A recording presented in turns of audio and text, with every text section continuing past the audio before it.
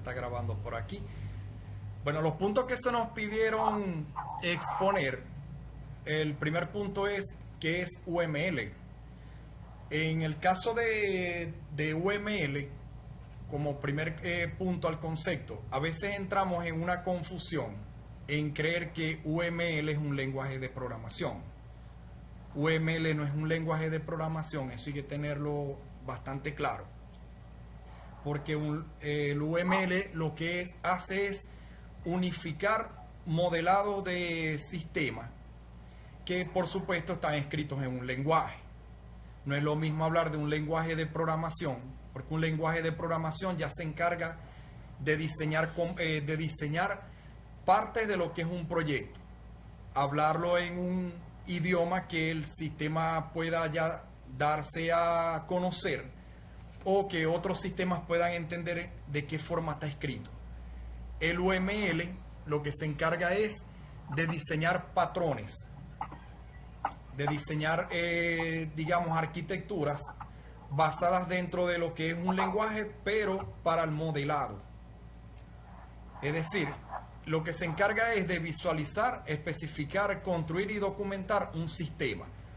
Si, por ejemplo, ya nosotros tenemos diseñado un sistema, necesitamos dar a conocer cómo está compuesto el sistema. ¿A través de qué? De diagramas, que son distintas clases de diagramas que están dentro de lo que es el lenguaje unificado de modelado. Por eso se llama lenguaje unificado de modelado. Unifica lenguajes de diseños, no de programación, que eso ya es otra cosa. Entonces, si nos vamos un poquito más a la teoría, para que podamos repasar más el concepto de UML y podamos tenerlo mucho más claro. Es el lenguaje de modelado de sistema de software más conocido y utilizado en la actualidad. ¿Qué nos dice eso? Que eso es un paradigma, es un patrón universal que se usa para que se pueda dar a entender la forma en la que está diseñado un sistema. Y por eso es que es el que más se utiliza, porque para llevar a cabo el desarrollo de un sistema, en cualquier parte donde ese sistema vaya a ejecutarse, deben conocer su arquitectura. Y ya al ser el más utilizado es porque los arquitectos ya saben de qué forma van a interpretar los componentes que se utilizan para diseñar diagramas, porque no es hacer solamente un cuadro y colocar un texto, no, eso tiene un patrón, son rectángulos, no es lo mismo hablar de un cuadrado. A veces las flechas se apuntan a la dirección hacia la derecha, es porque eso está dentro del paradigma de programación. Es como querer escribir paño con N y cuando ahí solo estás diciendo es pano, no es paño, porque el paradigma de escritura es con ñ, no es con N.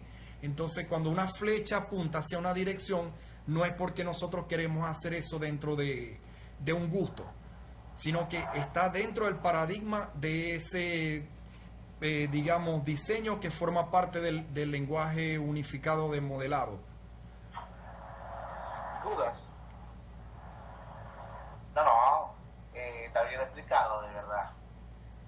Sí, porque lo primero que nosotros lo primero que debemos tener en cuenta, porque yo les confieso, en algún momento yo fallé también en esa, digamos, en esa aclaratoria. A veces cuando yo escuchaba hablar del lenguaje unificado de modelado, yo pensaba que era un lenguaje de programación.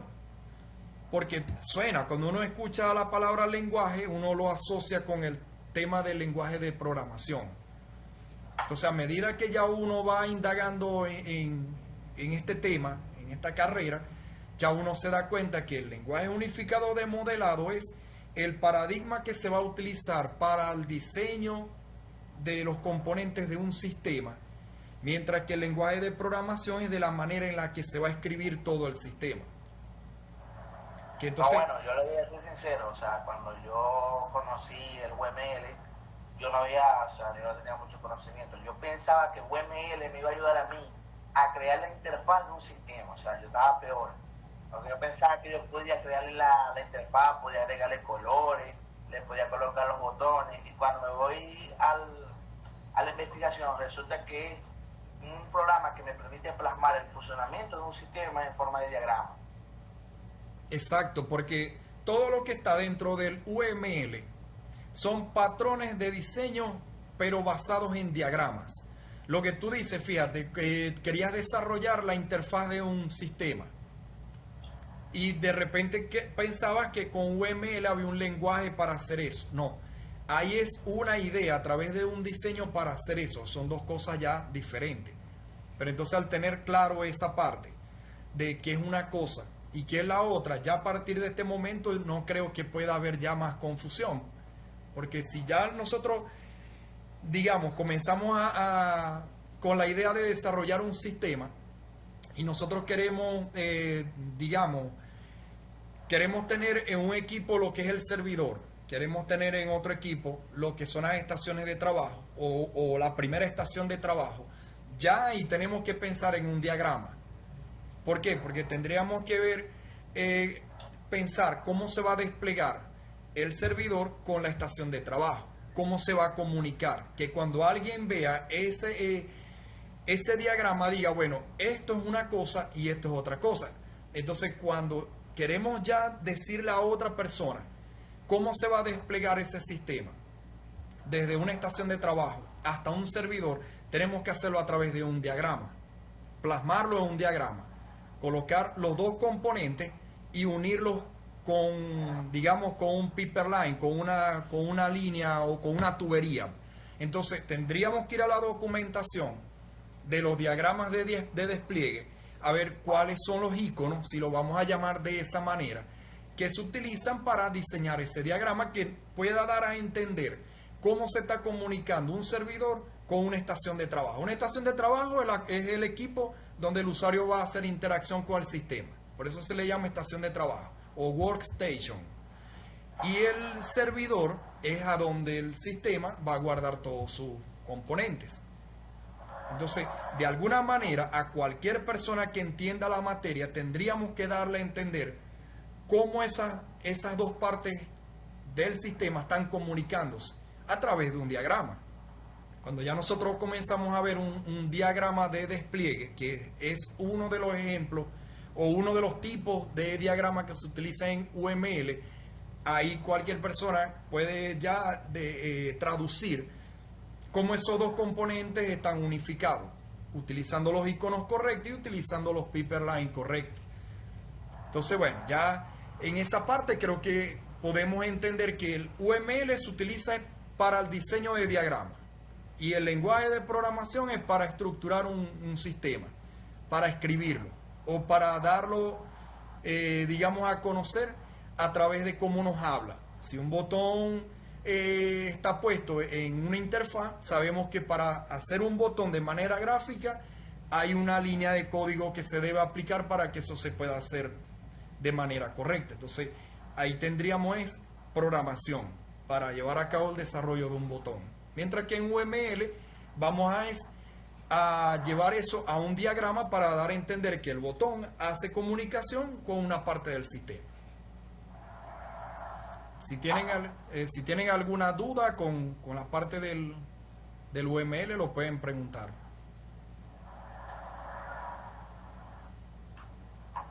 O por lo menos si están claros de lo que es UML y lo que ya sería un lenguaje de programación. Si ya nosotros tenemos eso claro, digamos, con esta explicación o con lo que ustedes más adelante vayan, digamos, investigando, no puede haber confusión, que alguien de repente o el día de la exposición del proyecto nos pregunten que con qué lenguaje de programación se utilizó dentro de UML. Ahí nos pueden lanzar esa concha y no nos vamos a quedar callados con eso, porque con UML nosotros no desarrollamos un sistema. Eso no es un lenguaje de programación. Entonces, es como para que tengamos eso claro, que si a nosotros nos dicen bajo qué lenguaje de programación dentro de UML está desarrollado el sistema, usted dice no, eso UML no es un lenguaje de programación. Así de sencillo. O sea, es para que tengamos eso claro. Bueno, eso es buena aclaración. Sí, porque les confieso que de repente eso no lo pueden preguntar a modo de jugar a la confusión con nosotros. Porque como dentro de las siglas de UML está la palabra lenguaje, entonces muchos podemos entrar en la fina confusión de enredarnos en pensar que con UML nosotros hicimos un sistema o escribimos un sistema, y no, nosotros con UML lo que vamos es a plasmar el diseño de nuestro sistema, solo eso. Así como en los lenguajes de programación encontramos diversos lenguajes de programación, es decir, dentro de los lenguajes de programación está el JavaScript, está el PHP, está ASP, o sea, tenemos una variedad. En UML tenemos una variedad para desplegar diagramas. Están los de casos de uso, los de actividades. Entonces, cada uno de esos diagramas va acorde a la necesidad que nosotros queremos diseñar. Entonces, bueno, por mi parte quedó claro que de verdad es muy buena aclaración, porque puede ser que de pronto no solamente a nosotros, sino que a otras personas que también están ejerciendo los estudios en el beneficio de informática, vayan a creer que con UML o se crea la interfaz, o sea, se crea la interfaz en el sentido de que uno puede hacer la parte navegacional de un sistema, eso está malo, como también pensar que es un lenguaje de programación, que también está malo. Exacto.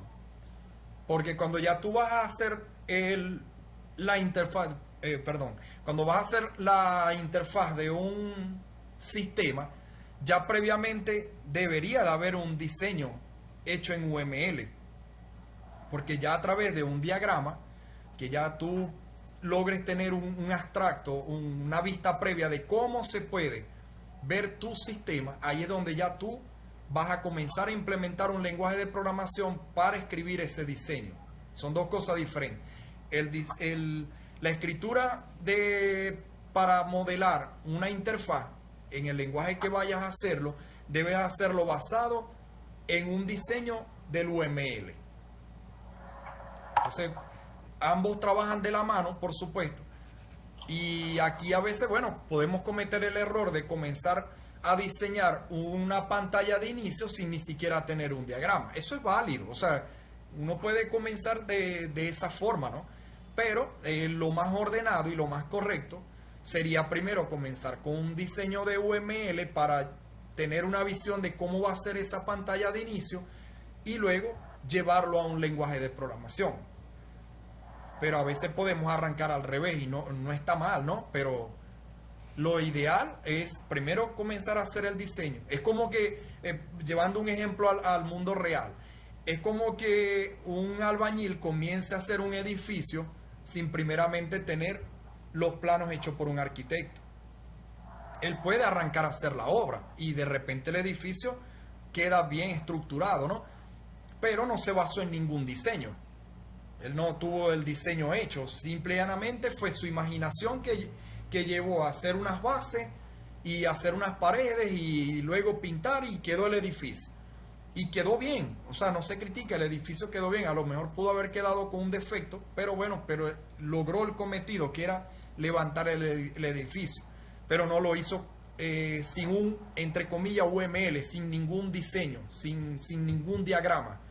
Ahora, si la persona primero comienza buscando el servicio de un arquitecto para que diseñe el diagrama, para que entre comillas utilice el UML y haga un abstracto de lo que va a ser el diseño de ese edificio y se lo presenta luego a los albañiles, ya ellos comienzan con una idea. Fíjense lo importante, ¿no? del orden de las cosas en ese ejemplo. Pero las dos formas son válidas. De eso no hay duda, por eso no nos van a raspar. Entonces, bueno, dándole un poquito más de teoría a lo que es el UML. Fíjense que por acá dice, es importante remarcar que UML es un lenguaje de modelado para especificar o describir métodos o procesos. Se utiliza para definir un sistema, para desarrollar los artefactos en el sistema y para documentar y construirlo. En otras palabras, es el lenguaje en el que está descrito el modelo. Es lo que venimos hablando. El UML lo que te va a dar es la descripción de cómo a nivel de diseño va a ser un sistema, más no están diciendo que es cómo está escrito el sistema, que ya eso es parte del lenguaje de programación. que ahí es donde ya se utiliza el DAS, el documento donde está la arquitectura del software, de en qué lenguaje se hizo, cómo fueron las líneas escritas, ya eso es otra cosa. Aquí aprovechando que acaba de mencionar algo que se me hizo un poco curioso, ¿será que puede brevemente explicarme a mí qué es el DAS? Porque escuché de un compañero que estudia informática también, que la fase 4, cuando se realiza el sistema de información, se estructura con el DER y el DAS, que yo sé que el DER es el documento de especificación de los requerimientos funcionales y no funcionales, pero no sé qué es el DAS. El DAS es el documento de arquitectura del software. Es decir, en el DAS tú vas a describir de qué forma está estructurado tu sistema. Es decir, no podemos pensar en hacer un DAS si todavía no existe un DER. ¿Por qué? Porque ya el DAS se hace es cuando el sistema, digamos, está ya diseñado, ya está corriendo, ya está funcionando, ya está operativo. En el DAS, tú vas a comenzar ya. El DAS es simplemente como el manual de usuario del sistema, para que más o menos también lo podamos entender de esa forma. En el DAS, tú estás contando cómo están diseñadas tus pantallas de inicio, ya, o sea, con capturas. En el DAS, tú haces una captura de pantalla de tu sistema y la pegas ahí y vas llenando ese formato. Como el manual de usuario, tú vas a comprar un air fryer y tú revisas el manual y hay fotografías del air fryer. Hay una fotografía de él puesto sobre una mesa de repente, sin la bandeja, fotografía de la bandeja sola, fotografía de los cables, porque es el manual de usuario. Te están diciendo, mira, ve, todos estos son los componentes del equipo. Se utiliza un cable para darle electricidad, se utiliza una bandeja para colocar el alimento. O sea, te están ya diciendo de cómo vas a manipular el equipo. En el DAS, nosotros le vamos a decir al usuario final cómo va a utilizar el sistema. Por eso se le llama una documentación de arquitectura del software.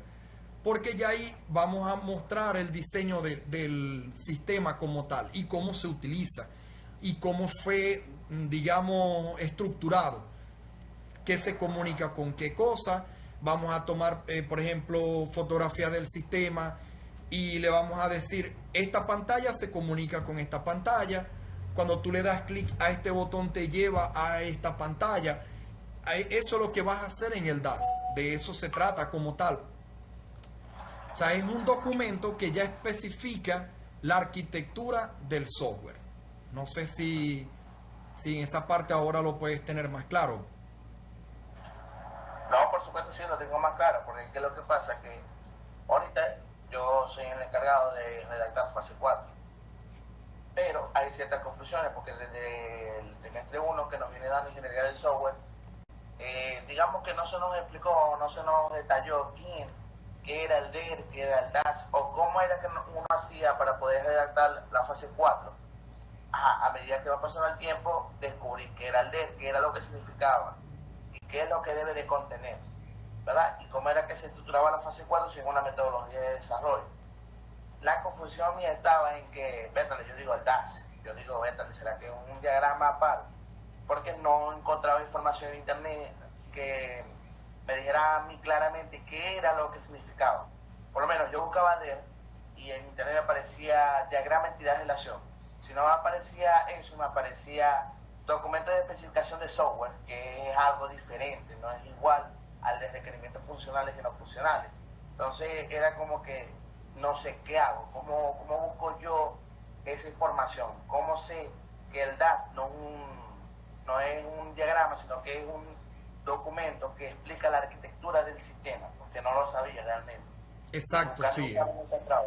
Exactamente es eso. El DAS es un documento de arquitectura del sistema.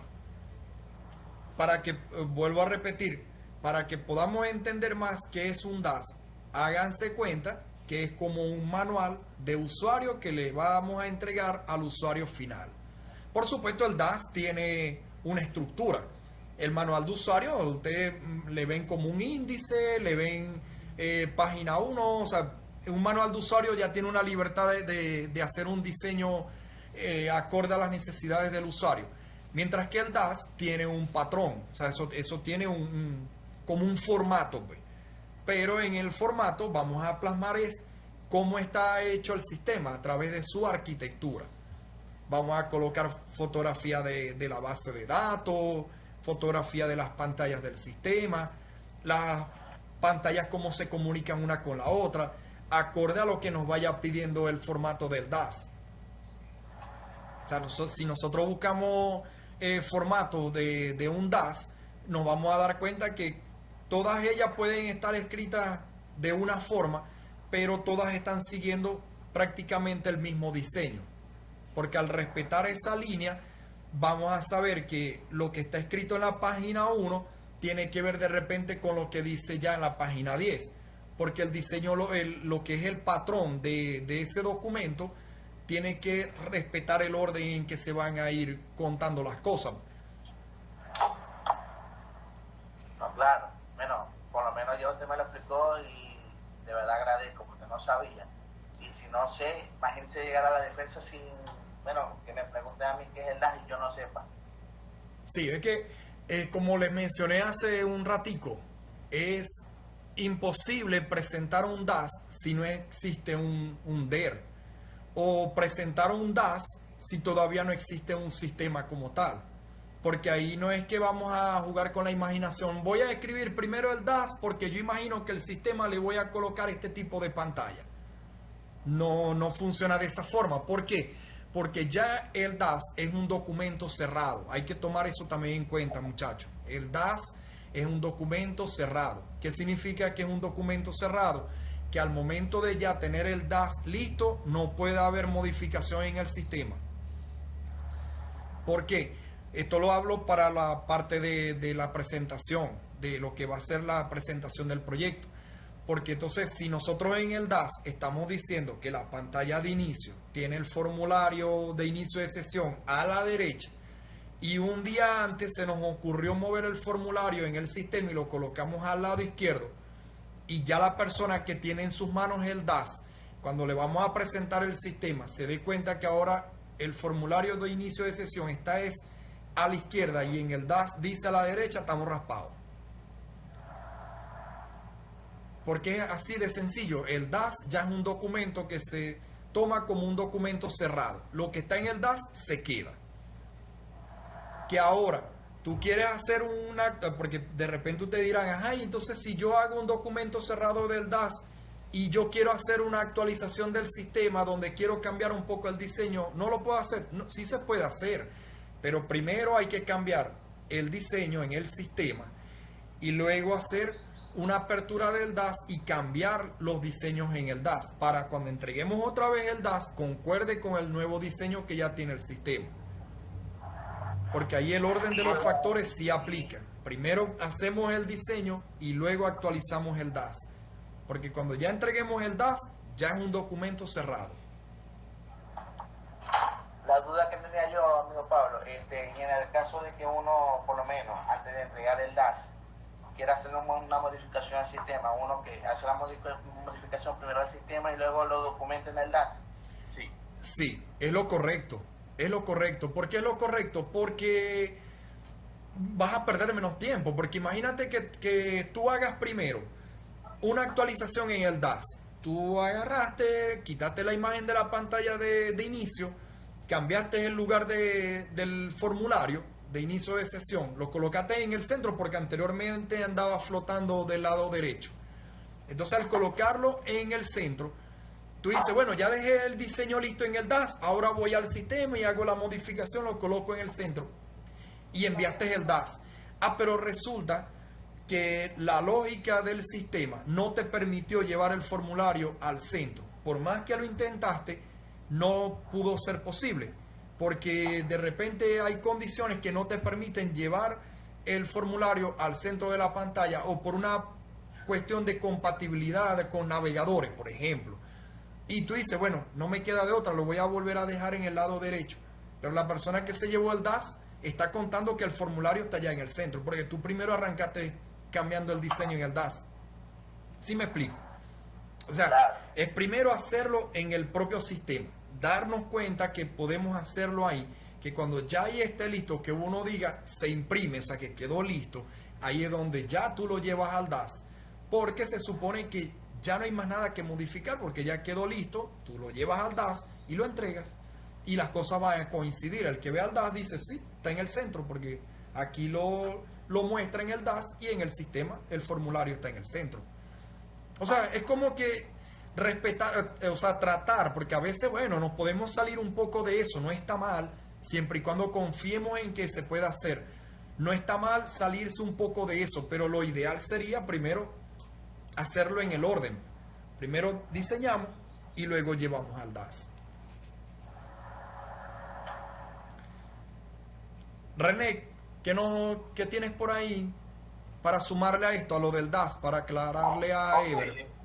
Una cosa muy importante aclarar es que si están utilizando la metodología MEDESIPU, en la fase de construcción, básicamente se hacen las pruebas del sistema y ya se hace lo último para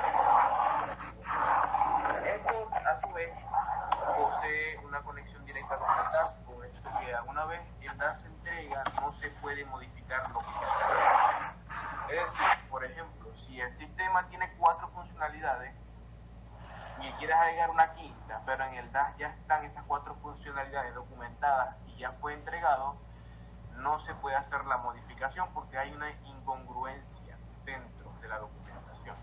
Entonces la metodología MEDESIPU también se enfoca en ello, de que una vez se realicen las pruebas, o mejor dicho, en la fase de elaboración, tienes que definir qué va a llevar el sistema. En la fase de elaboración, como te vas a programar, diseñar, probar y ya tener un sistema hecho, una vez se entrega la fase de elaboración con el DER, ya lo que vayas a agregar al sistema no se puede.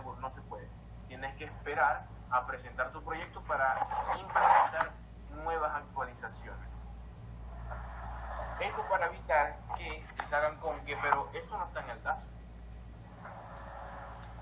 Eso es correcto. Y otra cosa, Ever, y así uno ahorra de trabajo en ese punto, porque vamos a colocarlo de esta manera. Yo estoy en la parte de programación para el diseño del sistema. René está en la parte de documentar el DAS. Imagínate que yo le di a René, escribe esto en el DAS porque esto se va a quedar así. Y él agarra y me dice, bueno, Pablo, tranquilo, vamos a hacerlo. Él agarra, mete en el DAS y ya está a punto de darle al candado para cerrarlo. Ah, pero mañana domingo le digo, René, ya va, que eso no era mejor esto porque se me ocurrió. Entonces ya él va nuevamente al DAS, vuelve a hacer una actualización y así vamos a estar una semana. Imagínate eso, que yo a última hora le diga, no, es esto lo que va a quedar. Y él agarró, cambió y lo dejó. Y después vuelvo otra vez a lo mismo, a volverlo a molestar para volver a cambiar algo. Entonces llega un punto en el que él me va a decir a mí, Pablo, no es mejor que primero tú termines de hacer eso. Cuando ya estemos listos, que se pueda probar que funcione esa pantalla, ya la metemos en el DAS, listo, así se quedaría. Es lo mejor y es lo correcto. ¿Por qué? Porque no va a ahorrar tiempo de no estar un día, escribe esto, al otro día cámbialo porque ahora tiene esto. No, por eso es que el DAS de nosotros todavía no está listo en ese punto, porque hay cosas que estamos todavía, digamos, jugando con ellas. Hay un momento en el que está el diseño como lo podemos visualizar, pero mañana se nos puede ocurrir otra cosa o de quitar algo que está ahí y le colocamos otra. Y lo ideal primero es pasar por esa serie de ensayos, hacer todo lo que uno crea pertinente para al final, cuando ya estemos decididos en cómo es que va a quedar, ya eso es lo que va para el DAS y ahí se queda. Porque nos va a ahorrar tiempo eso, porque hay que entender el tiempo de los demás, porque como esto es un factor de roles, cada uno está en su rol, unos están programando, otros están escribiendo, entonces estar en eso de escribe ahora esto, no, pero quita ahora esto porque se me olvidó esto, ahora mejor va esto, entonces eso ya es perder tiempo entre ambas partes, o entre las tres partes, cuartas partes. Entonces lo mejor es primero diseñar, terminar y luego llevarlo al DAS. Por eso es que el DAS está en la fase 4, por algo está en la fase 4. ¿Por qué? Porque ya eso es lo último.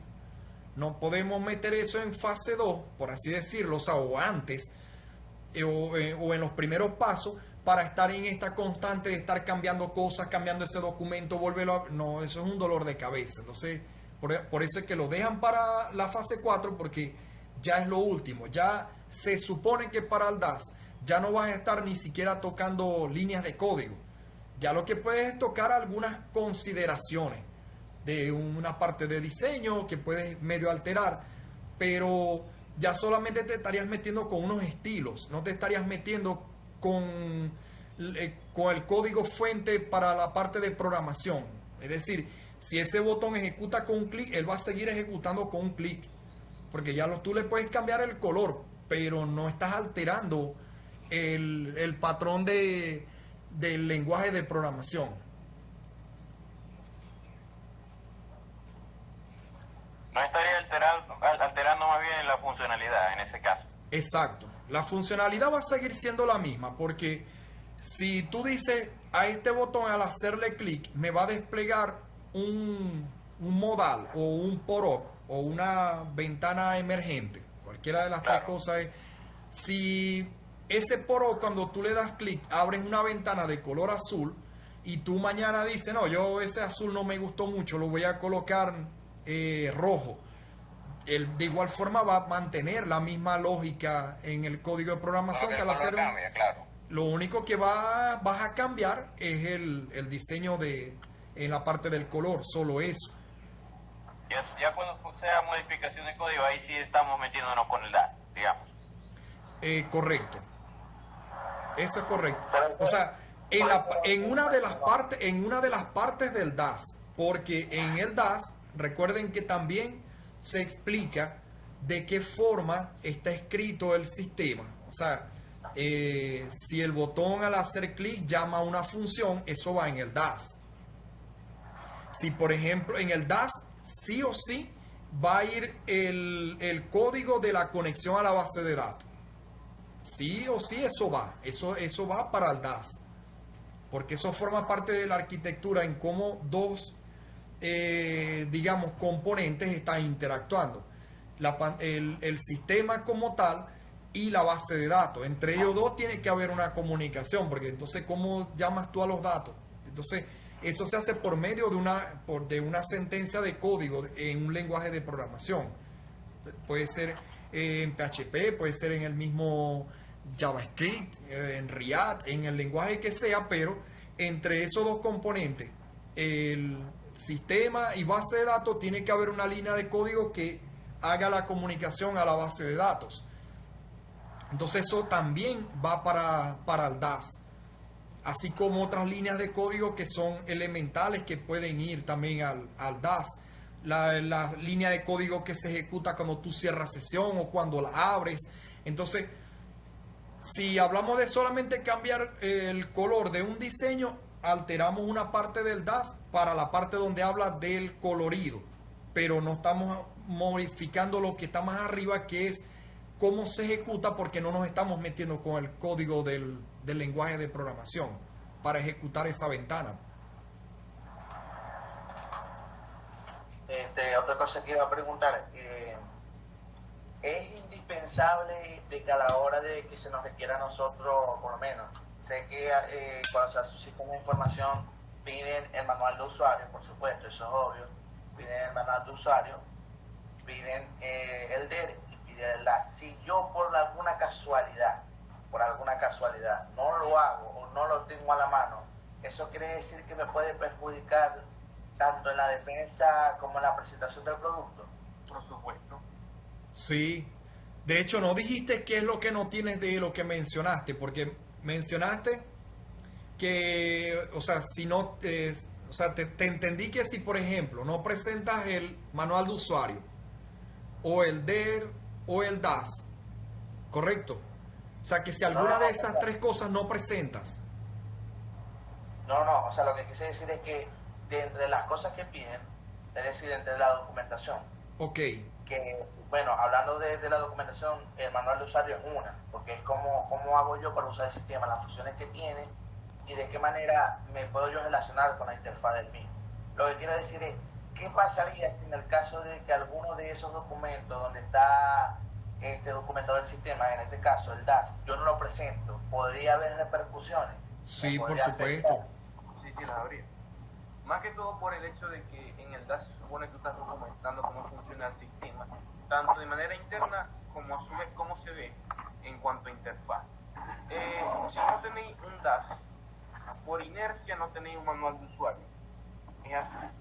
Porque en el DAS tú documentas, básicamente, cómo funciona el sistema. En el manual de usuario tú documentas cómo funciona un sistema de una forma más coloquial o más amigable con el fin de que el usuario final pueda comprender. Mientras que en el DAS se utiliza un lenguaje más técnico, ya que al final es una documentación formal. Si no tienes un DAS, no puedes tener, no tenéis un manual de usuario por inercia, por simple inercia, no vas a poder tener ni uno ni otro. Por lo tanto, sí te perjudicaría en la defensa de un proyecto o la entrega de un producto, porque no estáis entregando algo que me permita a mí, como usuario final, manipular el sistema de una manera correcta, porque no tengo un manual de usuario. Y si yo no soy una persona relacionada o que no tiene una relación muy apegada a la tecnología, me va a ser muy complicado. Eso es muy cierto lo que está diciendo René Ever, porque para el usuario final, vamos a colocar el caso de nosotros. En la escuela, nosotros no nos vamos a aparecer allá con un DER, con un DAS y con un manual de usuario, no. A ellos solo se les va a entregar es un manual de usuario. Solo eso. ¿Por qué? Porque es la forma, como dice René, la forma más coloquial en la que ellos van a entender el sistema para cómo funciona. Mientras que a la hora de defender el proyecto, sí debemos contar con esos tres documentos. Con el DER, con el DAS y con el manual de usuario. ¿Por qué? Porque es lo que lo que nos van a pedir. O es lo que nos están pidiendo. Entonces, si el día de la defensa, bueno, a ti se te olvidó, llevar a la mano alguno de esos tres documentos, o sea, no te vamos a decir, no te voy a decir, o no te vamos a decir, si René y yo queremos expresarte esto, no te vamos a decir que a ciencia cierta te van a descalificar en el tema de la presentación, porque no lo sabemos, nosotros no estamos dentro del jurado, pero sí va a tener alguna repercusión, porque estás dando a entender que tú hiciste un proyecto sin ni siquiera haber hecho un DER, si es el DER el que se te olvidó. No, pero es que yo lo tengo, pero es que a la hora de la defensa es para ellos, es como que tú no lo hiciste, porque no lo tienes a la mano. Entonces, bueno, ¿cuál sería la mejor sugerencia? Que tengas todo a la mano ese día, por supuesto, como todos debemos tener eso claro.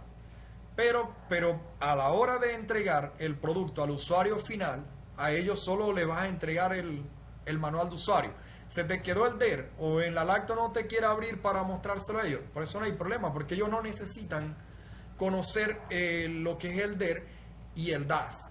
No, o sea, para comenzar a darle utilidad al sistema, no lo van a requerir como tal.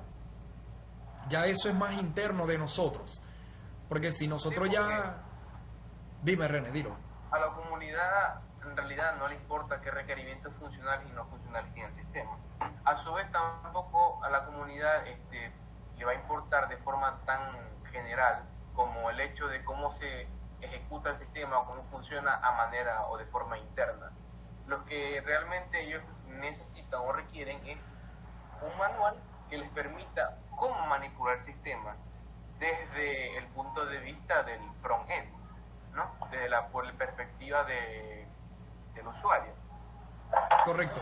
Básicamente, en defensa sí necesitas tener esos dos documentos junto al manual de usuario a la mano, porque ahí tú vas a explicar tanto los requerimientos funcionales y no funcionales del sistema, a su vez, y cómo estas funciones operan a forma interna. Y de último, tienes que mostrar el manual de usuario, el cual va a permitir a la comunidad poder manipular el sistema de una forma más fácil, sin tanto tecnicismo. Ahora, esto de que quede claro, en defensa sí necesitáis esos documentos. A la hora de entregar un producto a la comunidad, solamente necesitáis el manual de usuario. Sí, y otra cosa, ¿no? Sumándole a lo que está mencionando René, en el manual de usuario, nosotros sí o sí, hacemos una mezcla de DER y de DAS. Porque cuando nosotros hablamos del DER, sabemos que el documento de especificación de requisitos. Es decir, ahí estamos diciendo qué requisitos requiere nuestro sistema para que pueda funcionar, entre otras cosas, pero con tecnicismo, o sea, con lenguaje más técnico. Eso nosotros lo tenemos que traducir al manual de usuario para decirle al usuario qué requerimientos necesita su equipo para que el sistema pueda ser instalado. Porque si nosotros con el manual de usuario bien estructurado, bien hecho, nosotros le dejamos al lado de ese manual de usuario un pendrive donde están todos los archivos con una carpeta llamada, digamos, sistema, y en el manual de usuario habla de esa carpeta y allá le dice paso número 1, entra a la carpeta sistema, va a decir sí, es verdad, la que está en el pendrive. Ok, él va a entender de qué forma va a instalar el mismo usuario, el sistema, dónde debe colocar todos los archivos, en qué carpeta deben ir, o sea, siguiendo las pautas del manual de usuario. Si dentro de esas pautas dice, recuerda que el espacio mínimo de disco duro debe ser de 1 giga. Eso es parte del DER, ¿verdad que sí? Porque en el DER estamos hablando de una especificación de requisitos, pero con tecnicismo, mientras que en el manual de usuario le vamos a hablar de una manera más coloquial y le vamos a decir al usuario, recuerda que el espacio requerido como mínimo debe ser de 20 gigas. O sea, el usuario está entendiendo que donde va a colocar los archivos debe haber una disponibilidad de 20 gigas. Ahí no le estamos hablando con tecnicismo, ahí le estamos simplemente diciendo una parte que debe cumplir dentro del manual de usuario para que el sistema pueda implementarse o instalarse y pueda funcionar. Entonces, cuando nosotros en el manual de usuario le decimos, esta es la pantalla de bienvenida donde se le pedirán sus credenciales tanto como usuario y contraseña, eso es parte del DAS. Pero en el manual de usuario le estamos diciendo, esta es la pantalla donde usted coloca su usuario y contraseña y una fotografía de la captura. Entonces va a decir, ok, cuando a mí me salga esa pantalla es donde a mí me va a pedir el usuario y la contraseña. Entonces eso ya para nosotros internamente, esa captura que colocamos ahí en el manual de usuario es parte de lo extraído del DAS. Entonces ahí en el ejemplo que acabo de colocar hemos mezclado ideas del DER e ideas del DAS. Pero lo estamos llevando a un tercer archivo que es el manual de usuario, donde al usuario le vamos a hacer entender todo eso, ambas cosas, DER, DAS, pero de una manera que él puede interpretar más coloquial o más amigable. Entonces, para que esa parte también la puedas aclarar, Ever. El manual de usuario, para el usuario, no es relevante que tú tengas a la mano el DER y el DAS. Eso no es factor clave, pero a la hora de la defensa sí debes tenerlo. Debes tenerlo en dos partes, en tu lacto y en tu mente, porque a la hora de defender tú tienes que explicar con tu expresión qué es lo que contempla el DER y qué es lo que contempla el DAS. Y al final, bueno, hacer llegar los dos archivos, pues junto a ellos el manual de usuario. Bueno, ya quedó esa duda aclarada porque de verdad me preocupaba. O sea, a mí me preguntaban y yo realmente no sabría. El hecho de que yo no sepa eso me perjudica mucho y bueno, también le perjudica a mis compañeros porque, o sea, si ellos no saben, está bien, no saben, o sea, no encuentran la forma de investigar o de encontrar qué es el DAS. Y nadie hace el DAS, o sea, como dice el compañero aquí, René, por inercia obviamente no se puede hacer un manual de usuario. Y de hecho, estuve mal porque yo pensé que cada documento, o sea, por lo menos el DER y el DAS, no era necesario. Lo pensé en algún momento, no ahorita, lo pensé en algún momento antes. Y yo dije, no, a lo mejor lo necesario sería nada más el manual de usuario, que es lo que se le entrega a la comunidad. Pero me estoy dando cuenta que si no tenemos esos documentos no vamos a saber cómo fue que se construyó el sistema, de qué manera fue, o sea, cuáles fueron las herramientas que usamos, qué base de datos nosotros tenemos. Entonces va a haber como que una falta de información. Eso se le conoce a la hora de desarrollar un software, eso lo investigué, eso se le conoce como falta de documentación. Exacto. Entonces, Y el bueno, DER, yo- y tú dices, bueno, ajá, si yo al usuario final le estoy entregando un manual de usuario para que él pueda hacer uso del sistema y en un futuro pueda hacer una reinstalación del sistema él mismo sin requerir apoyo de sus creadores, por así decirlo. Eso para el efecto del usuario va a requerir tener solamente el manual de usuario. Pero el DER y el DAS, porque tú me puedes preguntar, y entonces Pablo, a la hora de defender el proyecto, nosotros podemos ya desechar el DER y el DAS, porque ya como entregamos el manual de usuario, a partir de ahí el usuario puede comenzar a hacer uso del sistema o reinstalarlo en el momento que lo desee. ¿Para qué voy a necesitar yo entonces más adelante el DER y el DAS? Eso es muy buena pregunta, que también tiene una buena respuesta. ¿Para qué se va a utilizar el DER y el DAS más adelante? Digamos que René y yo no tenemos trato alguno, no nos conocemos, nada de nada, pero él sabe su técnica de programación, trabaja con eso, desarrolla sistemas y cobra por eso, al igual que lo puedo hacer yo. Resulta que dentro de 2 años, el sistema que ahorita estamos desarrollando juntos comienza a dar problemas, o no comienza a dar problemas, sino que requieren que el sistema haga más funciones y pueda ser ejecutado, digamos, desde cualquier conexión, cosa que ahorita no hace. No tiene más funciones sobre las que ya conocemos y no ejecuta sobre cualquier conexión.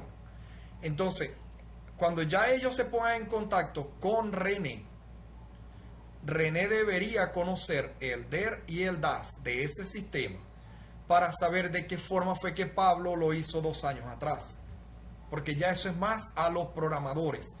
El DER y el DAS es una documentación que se debe tener a la mano, o a ellos, a los dueños del sistema, se les puede entregar una copia fiel también para que puedan tener a futuro, porque si llega otro programador, ese programador debe saber bajo qué lógica fue que se describió ese sistema a través de un lenguaje de programación y bajo qué arquitectura es que el sistema está construido también.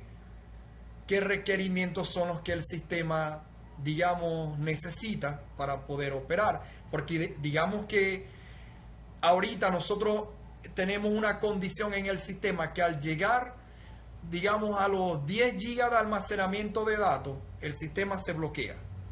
Es decir, la base de datos que nosotros utilizamos SQL como tal, digamos que al llegar a esa cantidad de bien sea de registro, si son 10 millones de registros, un ejemplo, o 10 gigas, si llega a ese tope, que la base de datos no acepte más un registro. Y en la escuela se vuelven locos. Mira, le estoy dando a guardar los datos a un alumno y me dice que no es posible guardar. Ya no es un error del sistema, es una condición que tiene. Son dos cosas muy diferentes. Entonces, si ellos a mí no me quieren contactar, a mí como tal, sino que quieren contactar es a René, René debe conocer en algún lado de ese DER qué especificación está escrita que está generando esa condición. Cuando ya René lea esa documentación, el de especificación de requisitos, eso no forma parte del DAS, forma parte del DER, y él interprete que efectivamente la base de datos tiene una condición que al llegar a un número final de registro, ella no va a permitir un nuevo registro. Entonces ya René debe saber qué es lo que, ya él debe saber hacer lo que debe hacer. ¿Por qué? Porque ya él claramente entendió que hay una condición escrita en la base de datos por medio de un número de registro. Cuando él vaya a la base de datos, efectivamente, cuando la abra, se va a dar cuenta que hay una sentencia que está condicionando, desactiva eso y el registro va a continuar llevándose a cabo.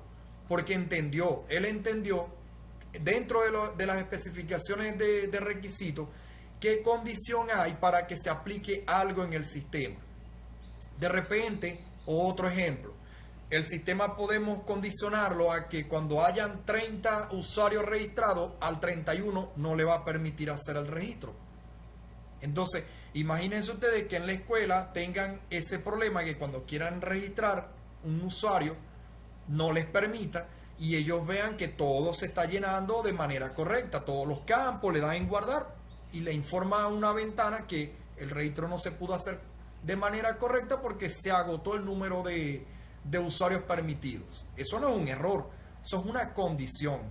Un error es que te diga error al guardar una línea tal, o sea, algo del propio MySQL o del propio lenguaje de programación que te indica que hay un error en la línea porque algo se escribió mal. Eso ya es un error, pero aquí estamos hablando es de una condición, de una política que está escrita en el sistema.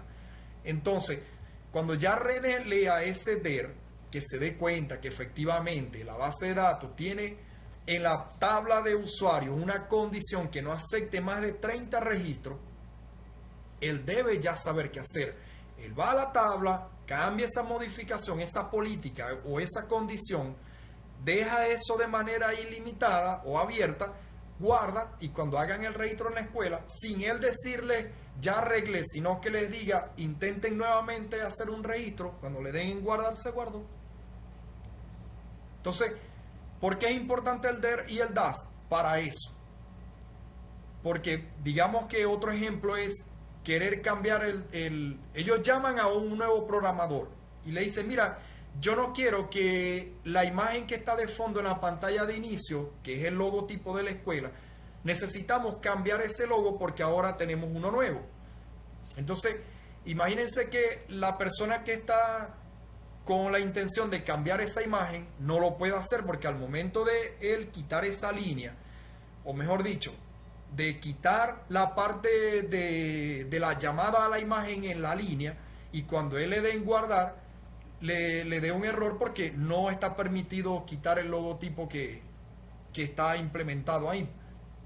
Entonces, ahí es donde él va al DAS y va a revisar cómo está escrita esa pantalla que no le está permitiendo cambiar por otra imagen. Cuando él vea, ok, es que tiene una variable que mientras esté en false, o sea, en negativo, no va a permitir quitar esa imagen. La voy a llevar a true para entonces ver si de esa forma ya me deja cargar una nueva imagen. Cuando él lo cambia a true, esto es un ejemplo, esto es más un poquito más a lo ficticio, lo del true o el false. Pero imagínense que hay una condición. Entonces, si nosotros lo llevamos a true y lo guardamos, ahí es donde la imagen nueva ya comienza a visualizarse. Entonces, ¿por qué se hizo? ¿Por qué lo logró hacer? Porque en el DAS nosotros dejamos por sentado que para cambiar esa imagen, primero debe haber un cambio en la política para poder cambiar esa imagen. El usuario final lo único que dice, yo quiero cambiar el logo y no quiero más ese. Es lo único que te va a decir el usuario final. Pero ya el usuario final, al contratar a un programador que pueda hacer ese trabajo, en este caso llaman a René, ya René dice, bueno, voy a ver primero la documentación, a ver cómo es que puedo yo cambiar esta imagen ahí, porque a veces no es llegar, cambiar la imagen y listo, me voy. No, a veces es ver cómo es que se puede cambiar siempre y cuando no haya una política de restricción que no lo permita llevar a cabo. No sé si ya con esto quedó un poco más claro eso. O sea, ¿para qué es el DAS? ¿Para qué es el DER? Y el manual de usuario.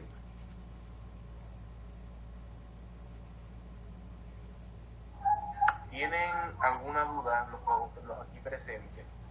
Pero en el caso mío, de verdad, es que es bueno preguntar y aclarar, porque, o sea, yo decía, no es necesario entregar eso. Pero ahora que ustedes me están dando la explicación de lo que puede acontecer en un futuro, o bueno, vamos a ponerlo en términos más simples, no vamos al futuro. Vamos a decir que el departamento de investigación me está exigiendo a mí, como estudiante, que yo presente el DAR y el DER y el DAS. Obligatoriamente documentación de mi sistema.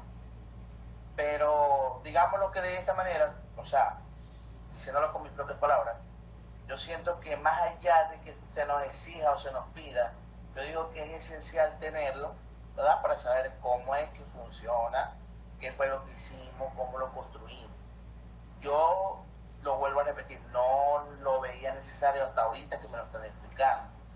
Y me preocupa porque el hecho de no cargarlo o de no tener la documentación del sistema, que bueno, ahorita en el caso de nosotros, que es una aplicación web que está todavía en proceso de construcción, o sea, no está concluida, ¿verdad? Digamos que se me hace ruido, pues me da preocupación que no tener esa documentación el día de la defensa. Porque, imagínense, no cargar la documentación es como decir que estoy aplazado. O bueno, Correcto. en pocas palabras, eso me pediría la profesora Yareli. Sí, es que eso se debe tener a la mano, Ever. Sí o sí, eso lo debes tener a la mano, y tanto físicamente como mentalmente, porque para la parte del proyecto, bueno, también va a depender qué punto te va a tocar, ¿no? Porque si no te toca explicar la fase 4, no necesariamente debes saber eso, pero lo más recomendable es que te estudies todo, porque tú no sabes qué te van a preguntar exactamente. O sea, si te toca defender a ti la fase 4, también debes instruirte en lo que contempla la fase 1, porque a la hora de que logren preguntar algo de manera global, lo ideal es que todos manejen la misma información y puedan aclarar alguna duda o contestar alguna pregunta que les puedan realizar. O sea, esto es un consejo que no, a mí me tocó solo la fase 4, a mí no me importa la fase 3 y menos la 1, no. O sea, esto es repasar, leer de manera amigable todas las fases y enfocarnos, por supuesto, más en la que nos corresponde a nosotros. Pero también conocer la fase 1, la 2, la 3, porque no sabemos si nos van a preguntar algo de esas fases y nos vamos a quedar callados porque no sabemos de eso. Entonces, eso denota dos cosas. Uno, que nunca estuviste en sintonía con la preparación del proyecto, porque si no conoces nada de la fase 1, estás dando a entender que ni siquiera una visita a la comunidad hiciste, por ejemplo. Dos, que estás demostrando que no quieres trabajar en equipo.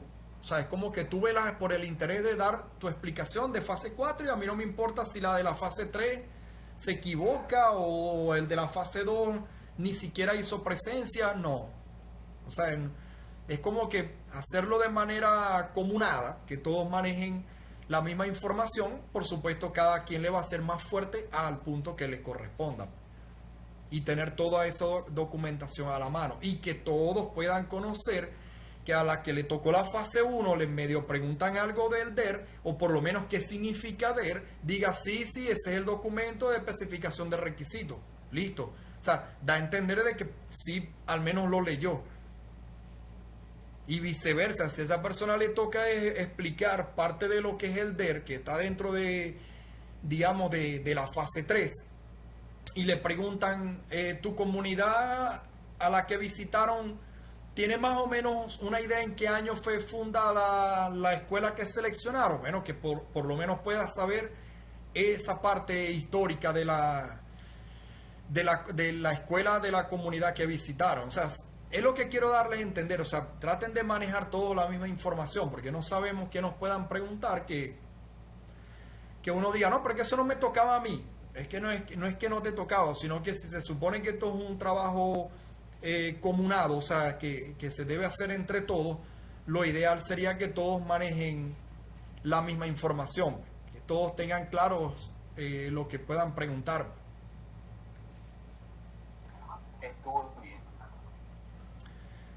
Bueno, vamos a continuar aquí, esto ya va a ser un poco más breve, la parte de los tipos de diagramas o los más utilizados en el UML. Como ya les había mencionado más temprano, el UML está compuesto por un diagrama que se basa por un lenguaje que se basa en diagramas, y dentro de esos diagramas hay varios tipos de diagramas. Lo más utilizado, por ejemplo, son los diagramas de clase. Cuando a nosotros nos preguntan qué es un diagrama de clase, el diagrama de clase es, por ejemplo, cuando vamos a mostrar de qué forma están hechas nuestras tablas. Porque las tablas tienen clase. Es decir, las clases o las propiedades son esos atributos que construyen una tabla, que están relacionadas a la entidad de la tabla. La entidad de la tabla es el nombre de esa tabla. Es decir, si yo hago una tabla basada en un carro, ese carro sería entonces la entidad, porque es lo principal. La entidad, que es el nombre, carro, ahí yo voy a desplegar cuáles son sus clases o sus atributos. ¿Qué tiene un carro? Bueno, tiene ruedas, tiene un volante, tiene vidrio. Entonces, todos esos atributos, todas esas clases, yo las debo escribir por separado para estructurar, en este caso, una tabla que esté basada en los componentes de un carro. Entonces, hicimos la tabla llamada carro y dentro de ella vamos a ir ordenando todos los atributos que construyen un carro o que constituyen un carro.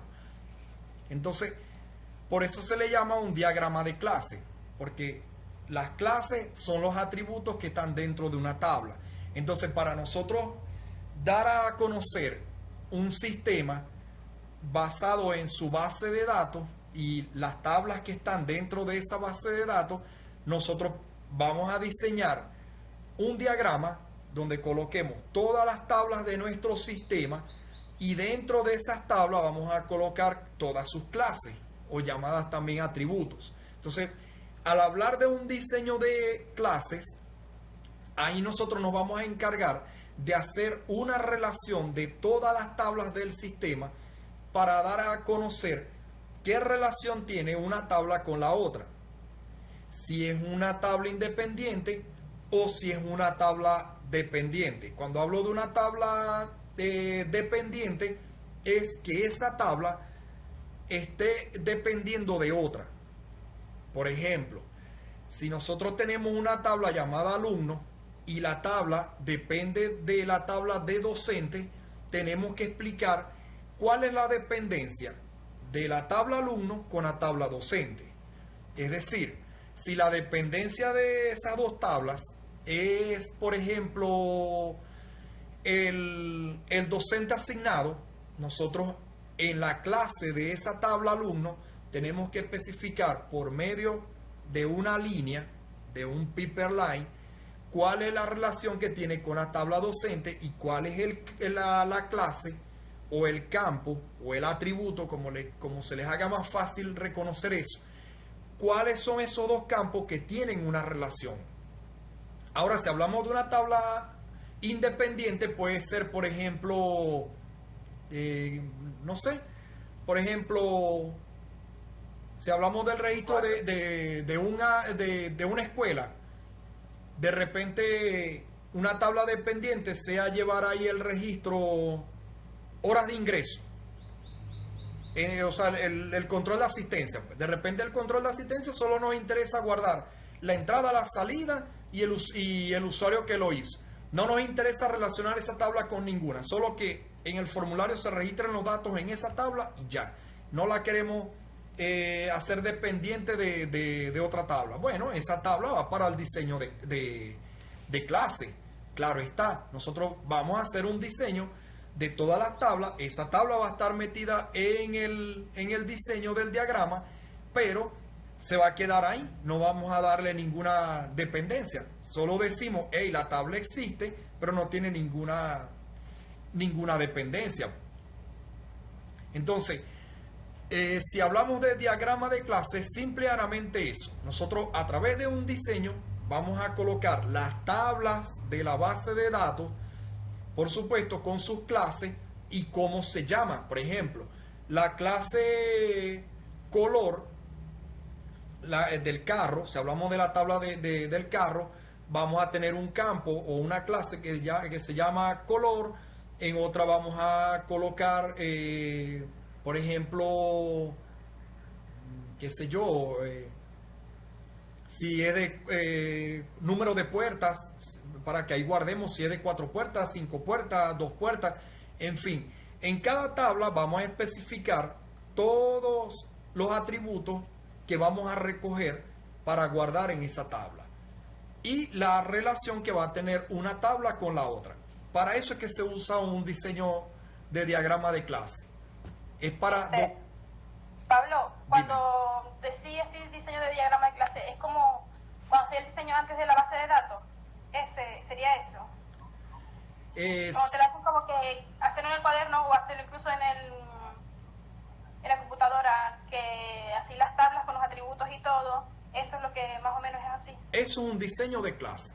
Eso es un diagrama de clase. Cuando ya tú colocas las tablas dentro de, como dices tú, en un cuaderno, tú dibujaste un cuadrado y le colocaste un nombre arriba, por ejemplo, dentro del cuadro colocaste carro y dentro de ese cuadro vas a colocar los atributos, las clases, que es lo mismo, y vas a colocar al carro, bueno, yo voy a recoger la información del color, número de puertas, número de asientos y velocidad. O sea, para saber a qué velocidad es que corre ese carro. Vamos a pensar en esos 4 atributos. Entonces, ya en otra tabla, tú, digamos, vas a colocar, por ejemplo, marcas. Tú agarras, haces un cuadro, como me lo estás interpretando, y le colocas arriba el nombre marca, que esa es la entidad. Y dentro de la entidad van a estar las clases o los atributos. Marca, colocas Peugeot, colocas Chevrolet, Ford, Renault, todas las marcas que se te puedan venir o que quieres recoger para el ejercicio, para el ejemplo. Entonces, si tu tabla de carro tiene una relación, porque en la tabla de carro tú también recoges como clase marca. O sea, estás diciendo número de puerta, color y marca. Entonces, ya en esta tabla de carro estás guardando un atributo o una clase llamada marca. En la otra tabla tú vas a hacer una tabla con las marcas y las clases o los atributos para saber cuáles son las marcas que vas a manejar. Entonces ya ahí tú estás pensando en una relación.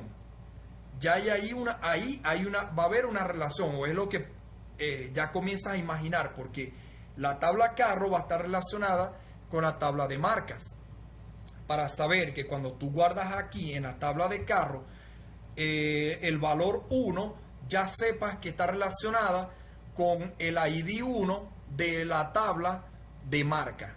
Que el ID 1 corresponde a Ford. Bueno, tú dices, bueno, este carro va a ser de marca Ford. Ahí hay una relación.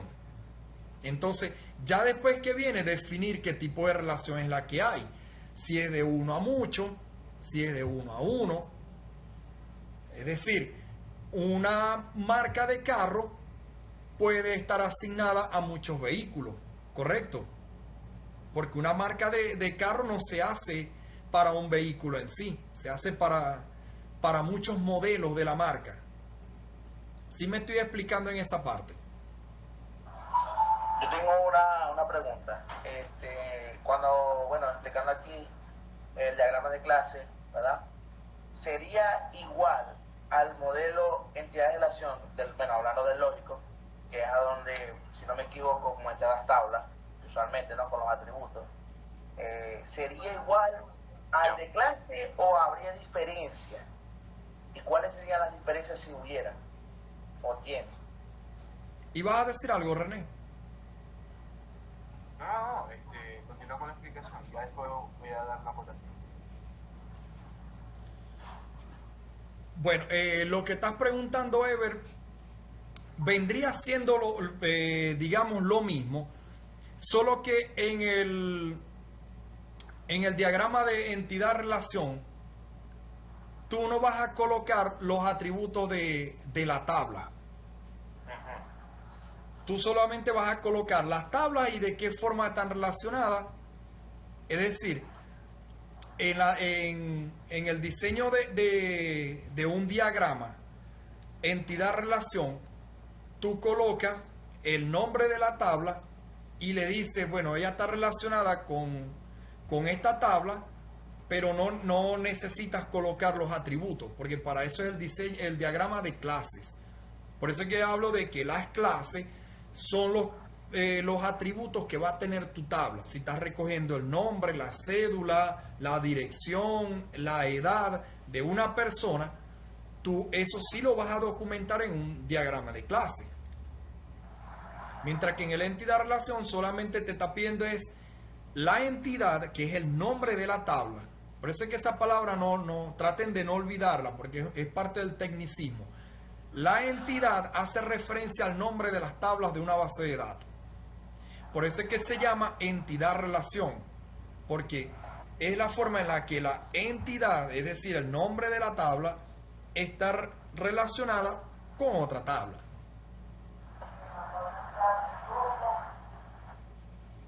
Entonces es para que lo manejes de esa manera. Diagrama de clase, debes colocar los atributos de esa tabla. Diagrama entidad relación, solamente el nombre de la tabla y la relación que tiene con la otra tabla. No necesitas colocar los atributos ahí porque solo te están pidiendo es el nombre de la tabla, que es la entidad, y la relación que tiene con otra tabla. Así de sencillo. Ya. O sea, me hace un poco de ruido y confusión, porque como prácticamente las clases se parecen, pues tienen una similitud grande al modelo de relación, porque tienes relaciones, dice que si es de uno a uno, si es de uno a mucho, entonces tiene un parecido bastante grande, y por eso quería preguntarle cuál era la diferencia, para no haber una confusión en el caso de que se nos pueda preguntar el día de la defensa. Sí, porque hay que, o sea, una forma amigable también de conocer estos puntos, para no entrar tanto en la confusión o tener confusión pero a mínima expresión, es concentrarse en el concepto de las cosas. Es decir, si estamos hablando de la palabra, o sea, de lo que es la frase diagrama de clases, cuando ya sabemos que clases significa que son los atributos de una tabla, es decir, las variables que tú vas a almacenar en la tabla, entonces en el diagrama tú te estás metiendo de lleno es con las clases, estás diagramando, usando la palabra, las clases que tiene tu tabla y la relación que va a haber entre ellas por medio de sus clases, no de sus entidades como tal, sino de sus clases. Es decir, si en la tabla de carro, dentro de mi clase, hay una marca, hay un campo o una variable que va a guardar la marca en la tabla, en la otra tabla, que se llama marca, tiene que haber una clase con el mismo nombre, por así decirlo, para que entre ellas dos haya la relación. Lo que tú estás guardando en la tabla de carro, que lleva una marca, allá tú tienes una tabla donde estás guardando todas las marcas, y ahí ya hay una relación. ¿Por medio de quién? De las clases. Mientras que en el entidad relación hay una relación a través de ¿qué? De las entidades. Entonces, para que eso pueda quedar un poco claro. Sí, porque bueno, entidad relación sí, hay relaciones entre entidades. Exacto. Y ya después se muestran los atributos de la tabla. Eso es correcto. Entonces, diagrama de clase es como que mostrar un poquito más detallado los atributos de una tabla. Correcto. Y hacer, por supuesto, el énfasis cuál es esa clase que se está relacionando con la otra clase de esa tabla que va a tener relación.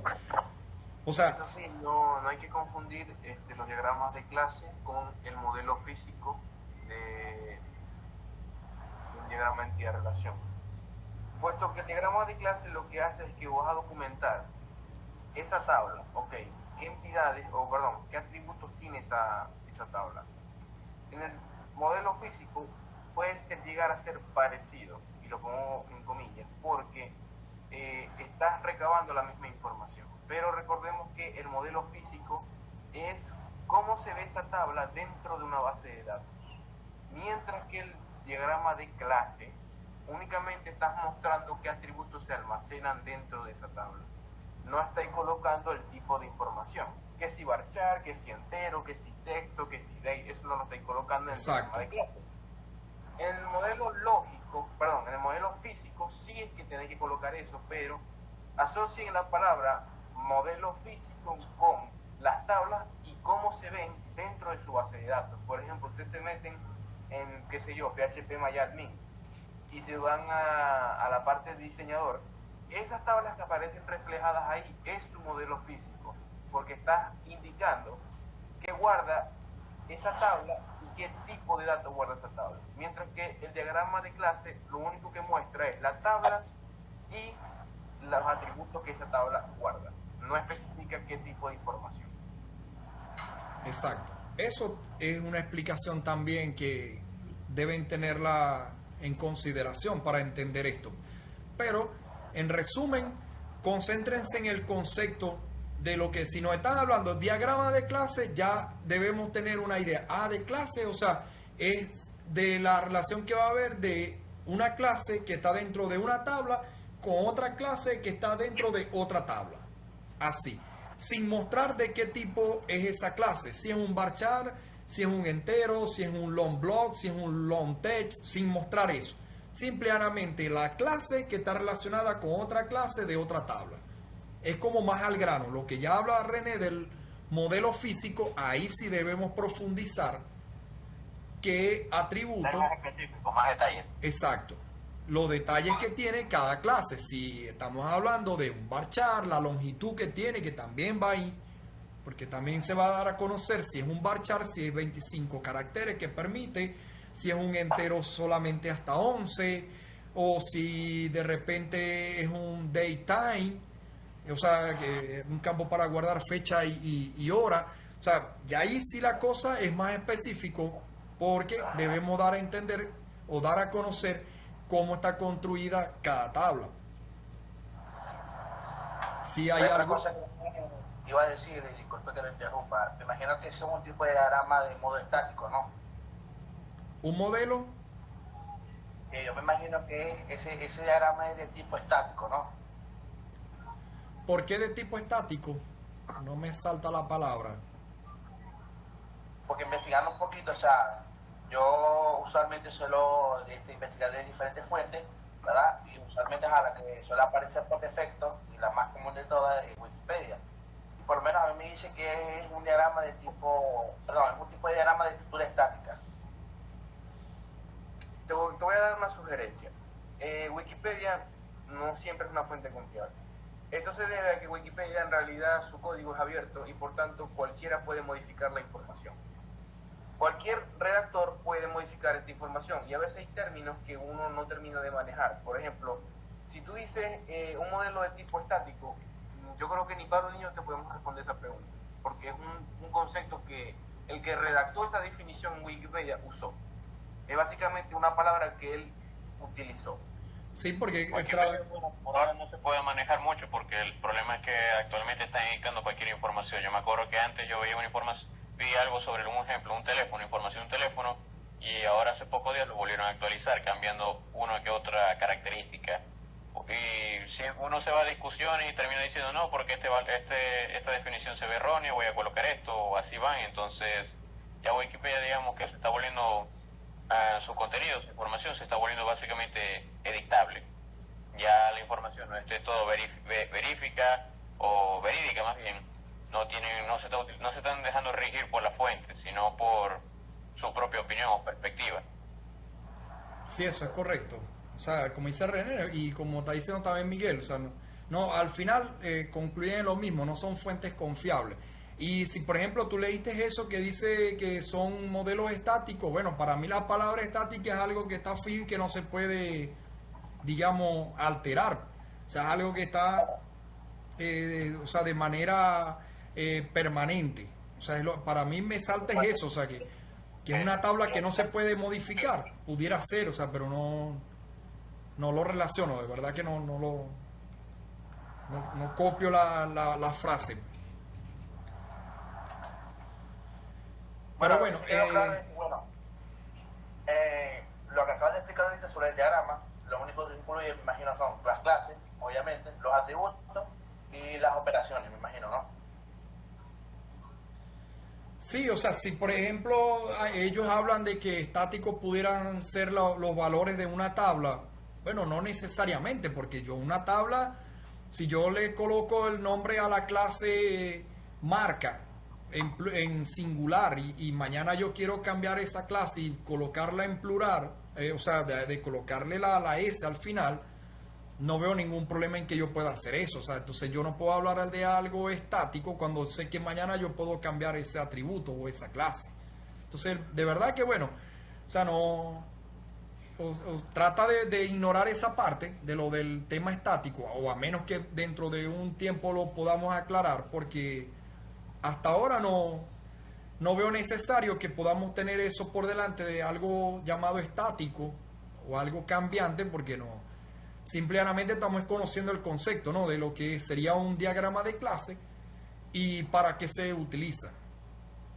Entonces, no, y de hecho agradezco que me aclare la duda porque, uno puede investigar porque usualmente yo soy, ¿cómo se llama?, fan de las personas que dicen, bueno, a mí me pueden decir algo, pero yo me voy a dejar guiar de otras fuentes a ver si es lo mismo, si es igual, si se parece, porque no me puedo quedar simplemente con lo que me dice, sino investigar más, comprender, entender más, porque es como por ejemplo los modelos de entidad-relación a la hora de usar las cardinalidades, que son las líneas que nos permiten a nosotros saber las relaciones.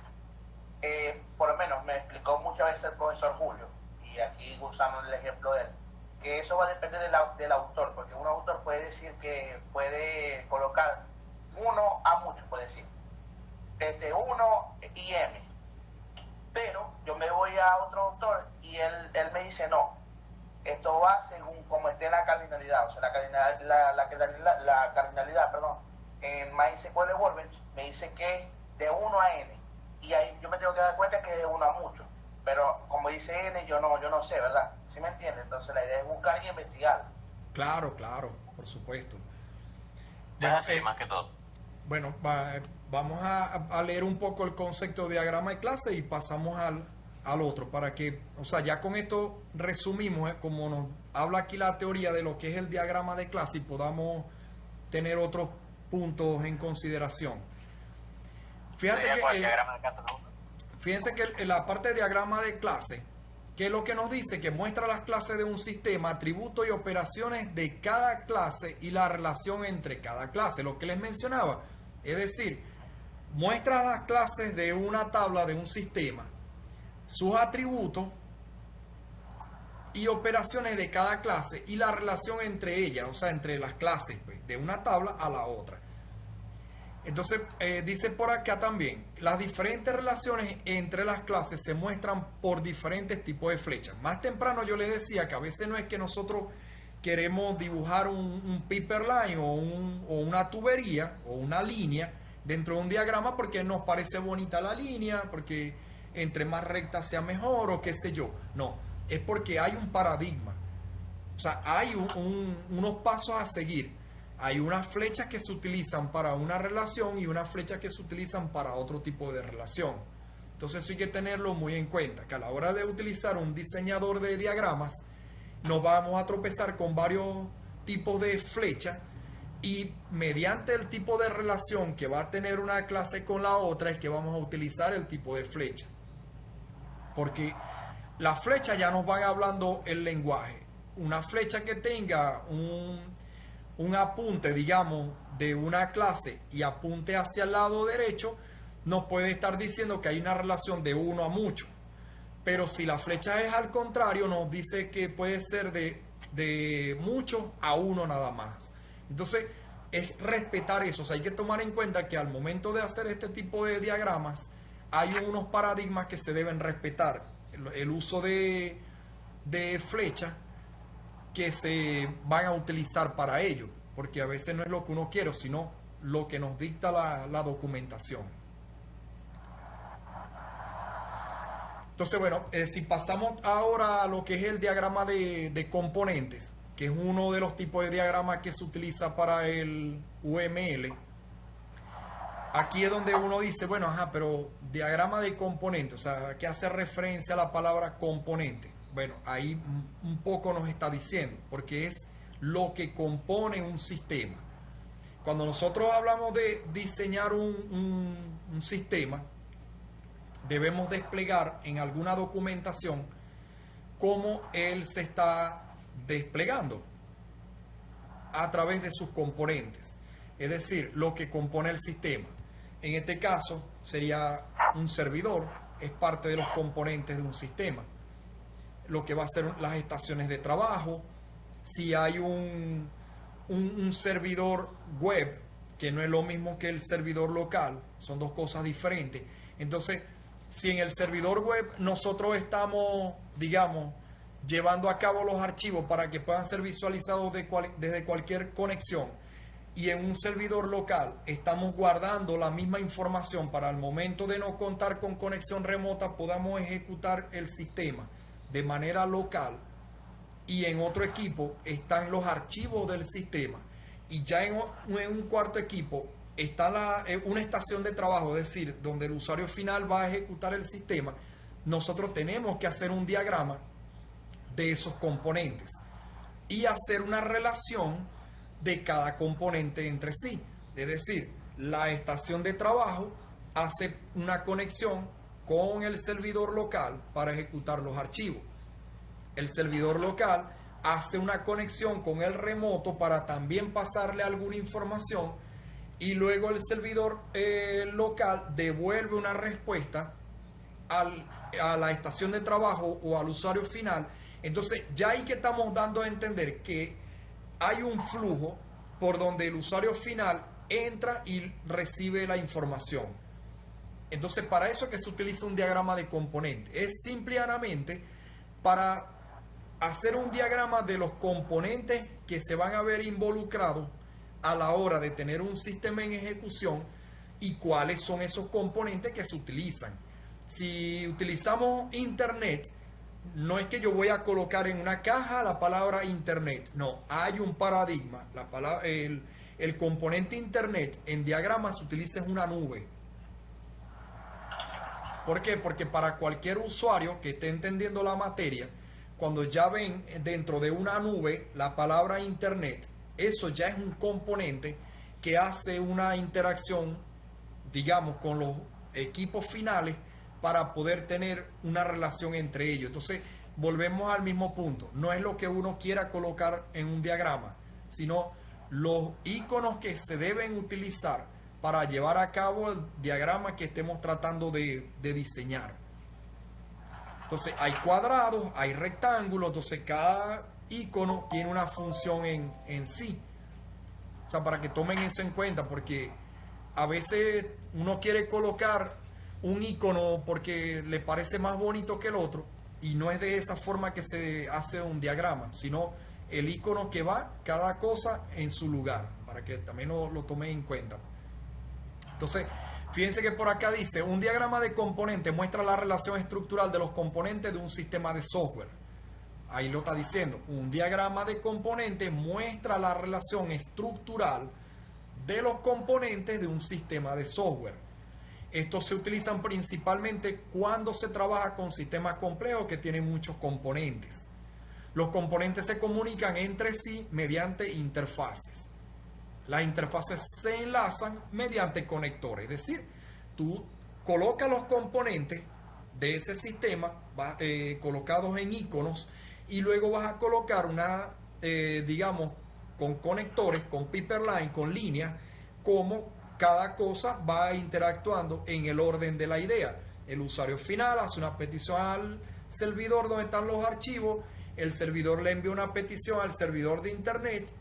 Si así el diagrama se despliega, porque esto es un invento, lo que puedo estar diciendo que esto hace una conexión con aquello. O sea, tenemos que estar claros cómo interactúa cada cosa, pero así, en un ejemplo dentro de la ficción, si es así, el usuario final hace una petición al servidor donde están los archivos local, el servidor local hace una interacción con Internet porque necesita enviar un archivo a un servidor que está en la nube, y desde allá es que va a venir la respuesta al usuario final, pero va a llegar a otro servidor donde guarda un historial de eso, y cuando se guarda el historial es donde ya hay una respuesta al usuario final. Entonces, si tenemos más o menos que así es que opera nuestro sistema, hace ese recorrido, tenemos que llevar eso a un diagrama para que se pueda entender cómo nuestros componentes del sistema se despliegan en la red, bien sea local o mundial, y puedan entender entonces qué función tiene cada componente y cómo se comunica uno con el otro. Eso es el tema de los diagramas de despliegue.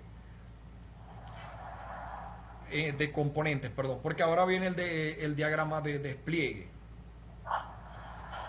Pero sí tengo una diferencia, porque también he visto personas que en la web, o sea, en internet, se refiere al diagrama de componentes como el mismo de despliegue. No sé si eso estará mal o si es un diagrama totalmente diferente, porque usualmente a la hora de buscar el concepto de despliegue, me dice a mí que cuáles son los componentes, ¿verdad?, que conforman el sistema y cómo se despliega para su ejecución. Bueno, la diferencia que hay de un diagrama al otro, Ever, es lo siguiente. En el diagrama de componentes, como ya lo expliqué, ahí solamente vas a colocar cuáles son los componentes que están utilizándose dentro de lo que es el sistema como tal.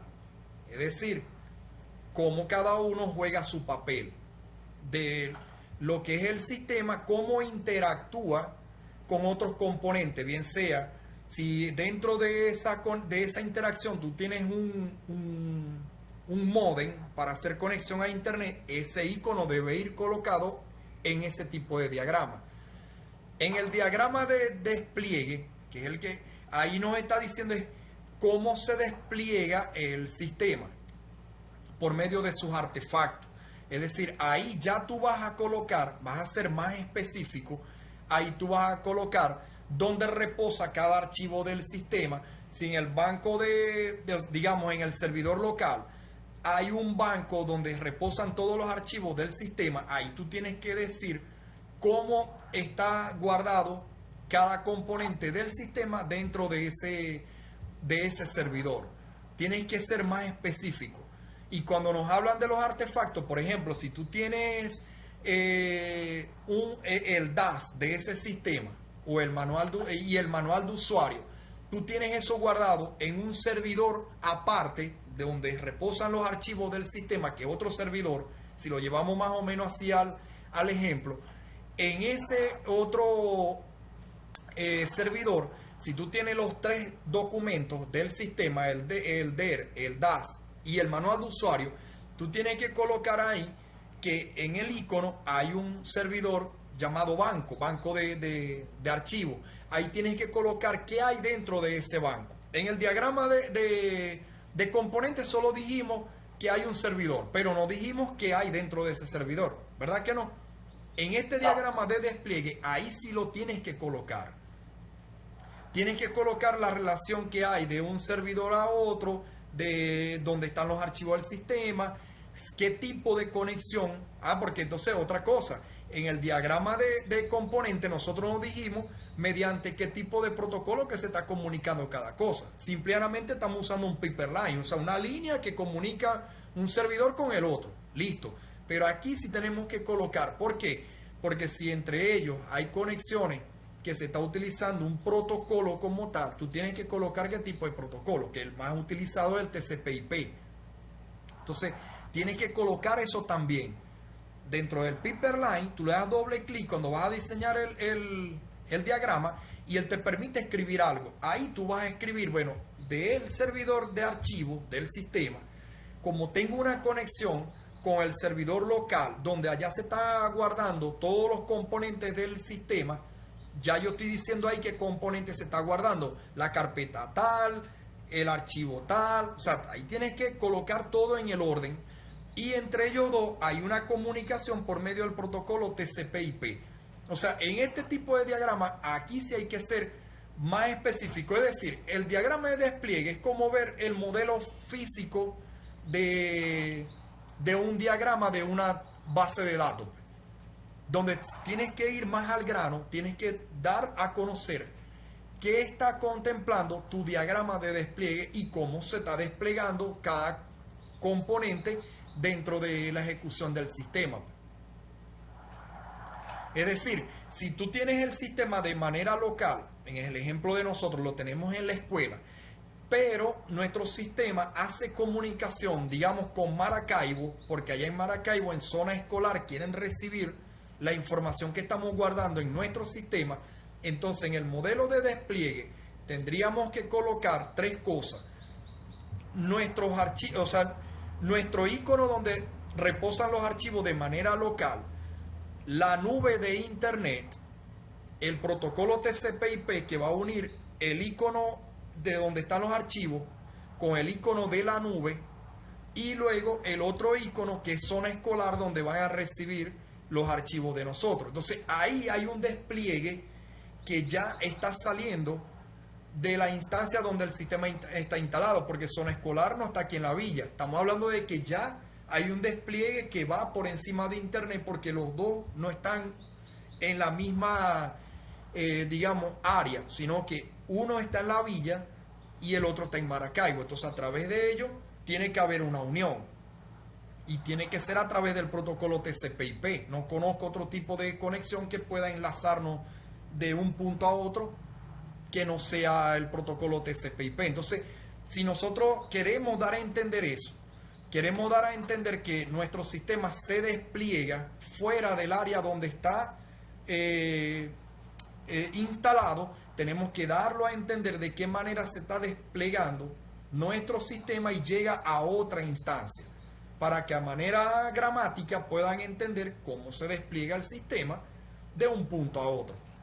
No sé si ya con esto queda claro, ¿no? De la parte de lo que es el diagrama de despliegue, porque la palabra lo dice, es cómo se va a desplegar todo el sistema y sus componentes. Mientras que en el diagrama de componentes solo estamos diciendo los componentes que están dentro de la red donde va a estar el sistema. Más nada, los mencionamos, unimos cada cosa y listo. En el de despliegue, y si tendríamos que ser más específicos en decir cómo se despliega cada cosa, por medio de qué protocolos se unen cada cosa y en el orden de la idea. Eso es simplemente lo que es una cosa y la otra. Diagrama de despliegue versus diagrama de componente. Ya, ahora sí quedó claro. Sí quedó claro porque en algunas partes he visto, y bueno, cuando mencionó sobre lo del protocolo TCP/IP, eso lo vi yo en una guía que me habían pasado, donde aparecía pues cómo hacían ellos para desplegar o enviar la información, ¿verdad?, a los diferentes nodos que son puntos de conexión. Exacto. Y utilizaban ese protocolo, pero me hacía ruido porque, o sea, cuando estaba explicando el diagrama de componentes, prácticamente en el diagrama que yo me vi, habían componentes y estaba el despliegue de esa aplicación, porque era un documento de la documentación de una aplicación también, una aplicación web en PHP. Entonces yo dije, ¿no será lo mismo? ¿Tendrá diferencia? Tengo que preguntar para saber, porque lo voy a hacer que me vaya a confundir también, ya que la mayoría de los diagramas son parecidos y prácticamente tienen cierta similitud a lo que vendría siendo los diagramas de flujo. Cada uno tiene su diferencia, aunque a veces puede ser mínima y uno como que se confunde. Claro. Y bueno, eso por una parte, ¿no? Hay que tomar en cuenta, en resumen, en el tema de los diagramas de despliegue, cuando nos hablan de la palabra artefacto, si nuestro sistema se despliega, digamos, dentro de sus funciones, que al entrar a la pantalla de inicio, él nos va a llevar luego a un dashboard. Ya ahí hay dos artefactos. Tenemos la pantalla de inicio y tenemos lo que sería el dashboard o el escritorio. Entonces hay que hacer también una documentación de cómo se despliega una pantalla con la otra y por medio de cómo una pantalla entra en comunicación con otra. Porque dentro de eso, cuando nos dicen de que hay que documentar el diagrama de despliegue del sistema basado también en sus artefactos, es como que entrar primero en cómo se despliega el sistema, cada opción con cada parte del sistema, y luego hacer ya un despliegue global. Es decir, que cuando nosotros queremos ya comunicarnos desde nuestro puesto de trabajo, que es el usuario final, y queremos hacer una comunicación ya con una interfaz, con otro artefacto que está en un sistema fuera de la red, entonces ahí tenemos que también documentar esa parte a través de un diagrama de despliegue de cómo es que nuestra interfaz hace una conexión con otra interfaz que está en otra zona, que está ya fuera de lo que es la red local. Entonces, si nosotros utilizamos el medio internet o el protocolo TCP/IP para hacer esa interacción, entonces eso hay que documentarlo. Es decir, cuando yo abro mi pantalla de inicio, que mi artefacto me muestra un inicio de sesión, al yo iniciar sesión, se me abre el sistema de manera local, pero a su vez estoy haciendo una conexión con otra interfaz. Eso hay que documentarlo también. O sea, estos son ejemplos que nos van a ayudar a comprender de manera básica el uso de los diagramas, pero cada sistema tiene un comportamiento diferente. Entonces, acorde al diseño del sistema es que uno hace ese diagrama para dar a entender cómo nuestro sistema se compone y cómo se despliega. Entonces, bueno, otro de los diagramas más utilizados también es el diagrama de objetos. Los diagramas de objetos, a veces denominados diagramas de instancia, son muy similares a los diagramas de clase. Entonces, cuando hablamos de diagramas de clase, es donde vamos a documentar cuáles son los atributos o las clases que componen la tabla. Entonces, ya aquí, en el diagrama de objetos, ya aquí nos piden colocar, por ejemplo, más detalles, o sea, como si ya estuviéramos buscando ir al modelo físico que mencionó René. Pero un diagrama de objetos va a guardar solamente una información, digamos, más básica. Si ustedes, basado, por ejemplo, en el objeto que tenga más fuerza de una tabla. Si el objeto que tiene más fuerza de una tabla es la cédula de identidad dentro de un registro de alumnos, hacemos referencia a que esa cédula está compuesta por un valor numérico y de un alcance de 11 caracteres. Ya, solamente mencionamos eso. Es para dar a entender cuál es el atributo o cuál es la clase con más fortaleza, que a su vez nos ayude a hacer una relación con otras tablas que también tengan esa misma fortaleza. Como mencionaba en el ejemplo anterior del carro y la marca, si en una tabla de carro, que la entidad es carro, y dentro de todos sus atributos o clases, la marca para mí es el más relevante, el atributo con más fuerza, yo voy a hacer un diagrama de objetos solamente basado en ese atributo. Que la marca tiene un alcance de 15 caracteres y es de un tipo varchar. Solamente voy a documentar eso. O sea, dando a entender que dentro de mi tabla de carro, mi objeto con más fortaleza es el de la marca. Solamente eso. ¿Por qué? Porque si ya dentro del mismo diagrama yo quiero también documentar la tabla de marcas, entonces yo tengo que dar a entender cuál es mi atributo de esa tabla con más fortaleza. Si yo digo aquí es marca y aquí es marca, ya estoy dando a entender que entre ellos dos hay una relación que es la de más fortaleza dentro de todos los atributos de ambas tablas. No sé si me estoy explicando en esa parte.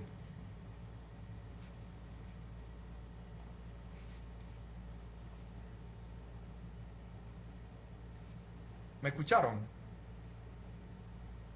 Sí, yo sí. Yo también. Sí, o sea, para que entremos en resumen con lo que es un diagrama de objetos, como les repetía, si ustedes tienen 5 tablas y de cada una de las tablas ustedes consideran que hay un objeto, un atributo o una clase, que es lo mismo, si ustedes consideran que hay alguno que es por ejemplo, su llave foránea para relacionar una tabla con otra, ustedes van a hacer un diagrama basado solamente en ese atributo que tiene una relación con otra tabla porque se considera el de más fortaleza. No nos importan el resto de los atributos, porque si nosotros queremos hacer es un diagrama para dar a entender cuáles son los atributos de mayor fortaleza, ¿para qué yo me voy a ir por un diagrama, por ejemplo, entidad-relación? ¿Para qué yo voy a utilizar un diagrama, digamos, no sé, un diagrama de clase? O sea, ¿para qué yo voy a hacer un diagrama más complejo donde voy a colocar todos los atributos cuando lo que quiero mencionar en ese diagrama es el de más fortaleza o cuál sería mi llave foránea? Si yo quiero utilizar nada más un diagrama para hacer una mención de cuáles son mis llaves foráneas dentro de mi base de datos, yo me voy por un diagrama de objetos. Porque eso nada más me va a mencionar es el objeto que tiene como llave foránea o una relación con otra tabla. Más nada. Entonces, pero me imagino yo que sería la de mayor prioridad, ¿no? La más importante o la que nosotros consideremos que sea la más vital. Sí, porque, o sea, por eso es que el UML tiene distintos tipos de diagramas. ¿Por qué? Porque no todos van a ser utilizados para una sola función. Entonces, mediante lo que te estén solicitando es que tú vas a elegir qué tipo de diagrama es el que va acorde a la solicitud. Si a ti el profesor te está pidiendo, mira, yo necesito que tú me muestres a través de un diagrama cuáles son las llaves foráneas que tú tienes en tus tablas para yo conocer qué relación tienen una tabla con la otra. Entonces, cuando ya nos habla de que solamente quiere conocer un atributo o una clase de mis tablas que tienen más fortaleza o que tienen alguna relación, yo no necesito buscar otro tipo de diagrama donde me coloque toda la información de todas las tablas, cuando yo lo más que necesito es una sola, un solo atributo. Entonces yo ahí me voy por el diagrama de objetos, porque el diagrama de objetos se va a comportar como de hecho es así, un diagrama de objetos tiene mucha similitud a un árbol genealógico.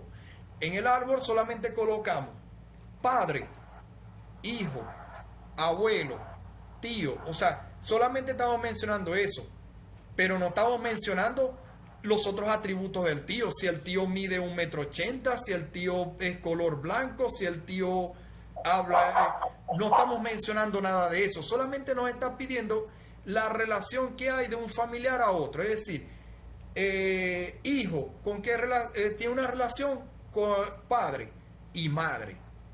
Más nada. Solamente estamos dando a entender que hay una relación entre hijo, padre y madre. Solamente eso. Pero no nos vamos a meter con otro tipo de diseño para mencionar que el hijo tiene 12 años, el hijo es de color blanco y tiene una relación con el padre, que el padre es de color moreno y no, nada de eso, porque solamente nos está pidiendo es una relación de un objeto con el otro. Entonces utilizamos el tipo de diagrama de objeto porque eso lo único que va a mostrar es la relación que hay de uno al otro y el atributo que los está relacionando. Más nada, solo eso.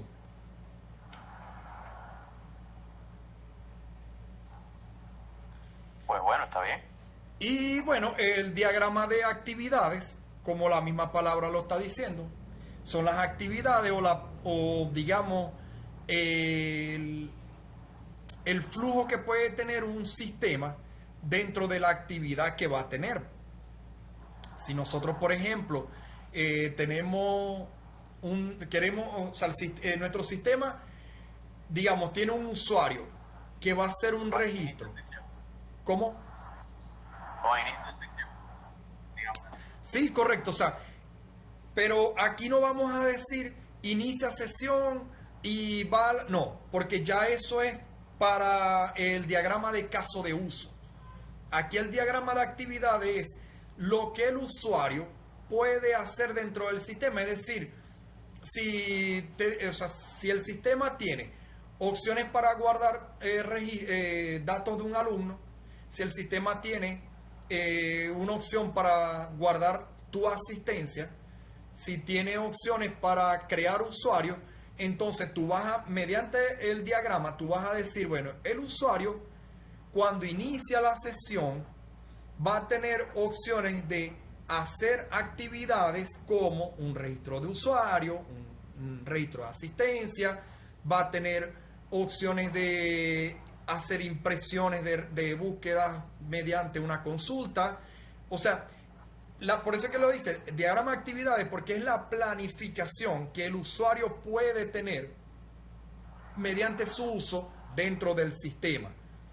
Más no nos está dando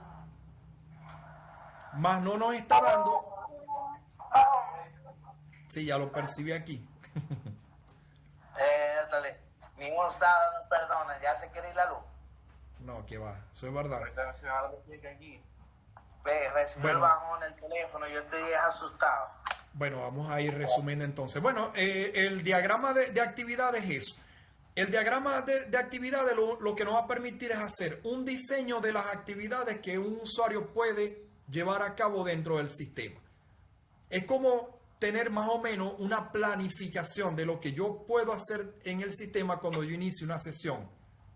Entonces, por supuesto, si yo quiero hacer un registro de usuario, pueden haber condiciones. Para yo hacer un registro de usuario, ¿qué necesito tener? Yo necesito tener los permisos de un usuario. Es decir, ahí puede haber una pregunta como que dentro del diagrama, el usuario va a tener opciones de hacer una impresión de una planilla de egreso.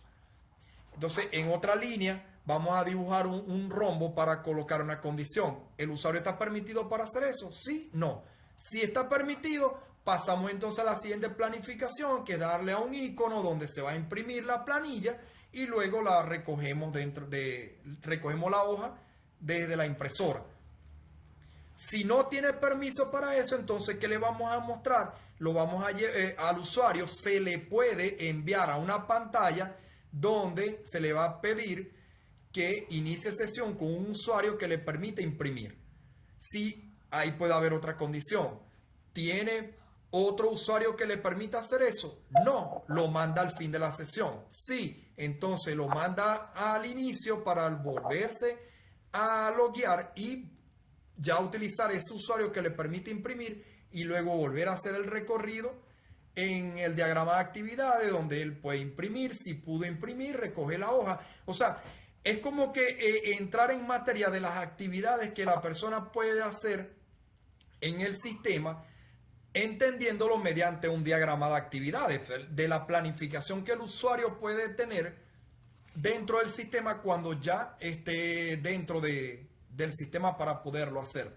O sea, es simplemente eso, para que se utiliza eso, que de forma gráfica vamos a dar a entender cómo tú puedes hacer un recorrido por el sistema mediante opciones que puedes tener permitidas y las que no puedes tener permitidas.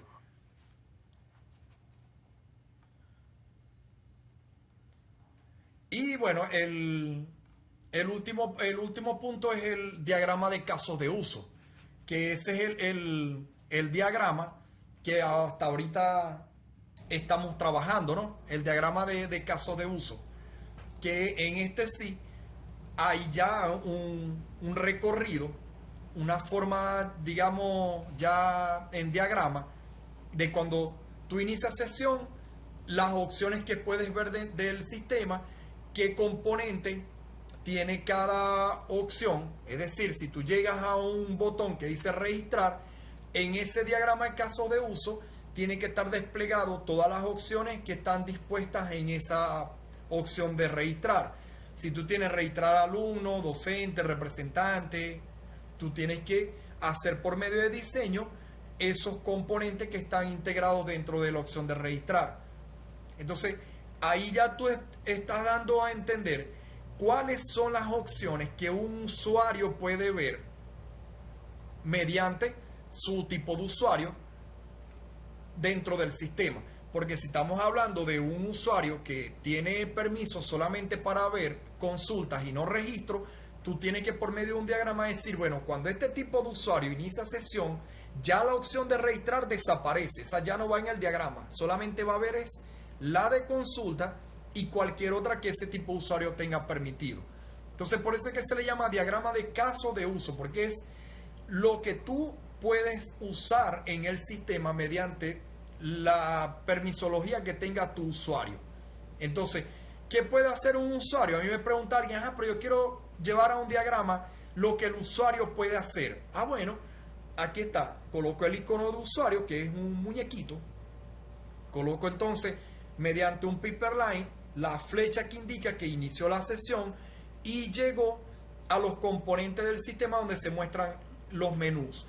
Y dentro de cada componente, entonces voy a mediante la gráfica, dar a entender qué es lo que puede usar el usuario, si puede registrar, qué puede registrar, si puede registrar alumnos, si puede registrar docentes, todo eso. Entonces, es hacer un diagrama de cómo el usuario usa el sistema por medio de sus credenciales que tenga el usuario. Recuerden que dentro de los sistemas, si nosotros creamos roles de usuario, a cada usuario le destinamos un rol.